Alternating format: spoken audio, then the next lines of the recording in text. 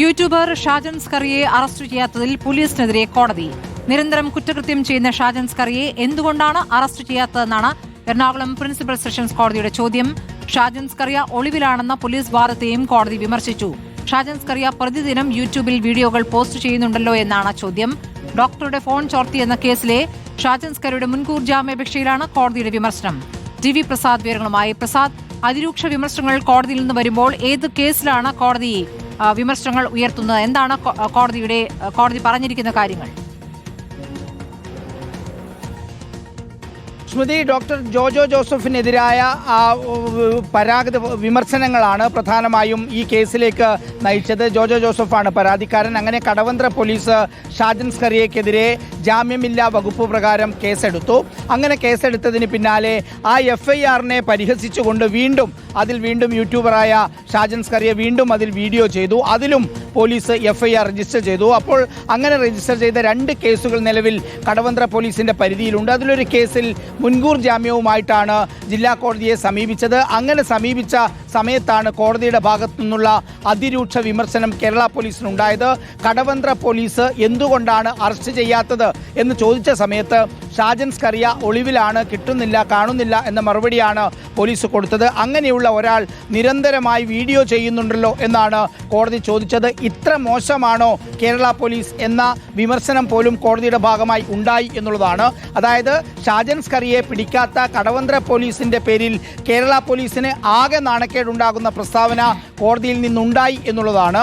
ഏറ്റവും ഗുരുതരമായ കുറ്റകൃത്യമാണ് ഷാജൻ സ്കറിയയുടെ ഭാഗത്തുനിന്ന് ഉണ്ടായത് എന്നുള്ളതാണ് പരാതിക്കാരൻ കോടതിയെ ബോധ്യപ്പെടുത്തിയത്. കാരണം നേരത്തെ സമാനമായ നിരവധി കേസുകളിൽ നേരത്തെ ടാര ടോജോ അലക്സ് നൽകിയ പരാതിയിൽ 2 FIR-കൾ നിലവിലുണ്ട്. ഈ കടവന്ത്ര പോലീസിൽ തന്നെ വേറെയും FIR-കൾ ഷാജൻ സ്കറിയക്കെതിരെ നിലവിലുണ്ട്. പക്ഷേ അതിലും പോലീസ് അറസ്റ്റ് ചെയ്യാൻ തയ്യാറാവുന്നില്ല എന്നുള്ളതാണ്. അങ്ങനെ നേരത്തെ ഒരു കേസിൽ ജാമ്യമിറങ്ങിയ സമയത്ത് സമാനമായ കുറ്റകൃത്യം ചെയ്യരുത് എന്ന് ജാമ്യവ്യവസ്ഥയിൽ തന്നെ ഉൾപ്പെടുത്തിയിട്ടുണ്ടെങ്കിൽ പോലും ഷാജൻ സ്കറിയ ഇത് ആവർത്തിക്കുകയായിരുന്നു.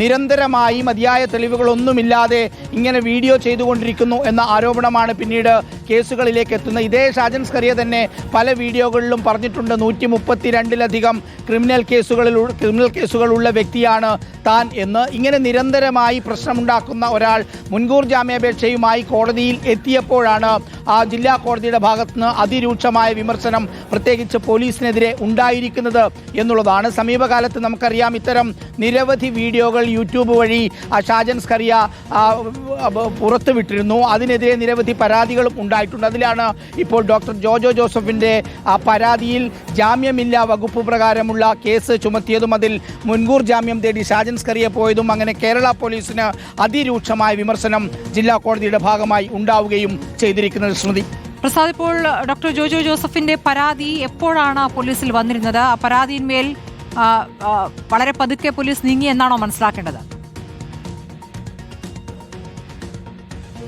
പരാതിയിൽ പോലീസിന്റെ ഭാഗമായി പരാതി കൊടുത്ത ഉടനെ തന്നെ FIR എടുക്കുക, മറ്റ് നടപടികളിലേക്ക് കടന്നു. പക്ഷേ പ്രതിയെ പിടിക്കാൻ തയ്യാറാകുന്നില്ല എന്നുള്ളതാണ് ഗുരുതരമായ ഒരു കാര്യം. നേരത്തെ നമുക്കറിയാവുന്നതുപോലെ ഇതേ കടവന്ത്ര പോലീസിൽ തന്നെയാണ് പോലീസിന്റെ വയർലെസ് സെറ്റിലെ സന്ദേശങ്ങൾ മോഷ്ടിച്ചു എന്ന കേസും നിലവിലുള്ളത്. ആ സമയത്തും കോടതിയുടെ മുമ്പാകെ ഈ കേസ് വന്നിട്ടുള്ളതുമാണ്. പലപ്പോഴും പല ഘട്ടങ്ങളിലും പോലീസ് ഷാജൻ സ്കറിയെ അറസ്റ്റ് ചെയ്യാൻ തയ്യാറാകുന്നില്ല എന്നൊരു വിമർശനം നേരത്തെ തന്നെ പരാതിക്കാരൻ ഉന്നയിച്ചതുമാണ്. ഇതിപ്പോൾ ജാമ്യമില്ലാ വകുപ്പ് പ്രകാരം ഉള്ള തെറ്റ് ചെയ്തിട്ട് പോലും നേരത്തെ ജില്ലാ കോടതിയുടെ പരിഗണനയിൽ ഇതേ ഷാജൻ സ്കറിയയുടെ നിരവധി കേസുകൾ വന്നിട്ടുള്ളത് കൊണ്ട് തന്നെ കോടതി ഈ കേസ് വളരെ ഗൗരവമായി എടുക്കുകയും അടിയന്തരമായി പോലീസിനോട് അറസ്റ്റ് ചെയ്യാനുള്ള നിർദ്ദേശം കൊടുക്കുകയുമായിരുന്നു. എന്തുകൊണ്ട് അറസ്റ്റ് ചെയ്തില്ല എന്ന ഒരു വിമർശനമാണ് പ്രധാനമായും കടവന്ത്ര പോലീസിന് നേരെ ഉന്നയിക്കുന്നത്. ഇത്രയ്ക്ക് മോശമാണോ കേരള പോലീസ് എന്ന ഒരു വിമർശനം പോലും കോടതിയുടെ ഭാഗത്തുനിന്ന് ഉണ്ടായി എന്നുള്ളതാണ്. കേരള പോലീസിന് എതിരായി വിമർശനം വരുന്ന രീതിയിലേക്ക് കാര്യങ്ങൾ നീങ്ങി. ഇനിയിപ്പോൾ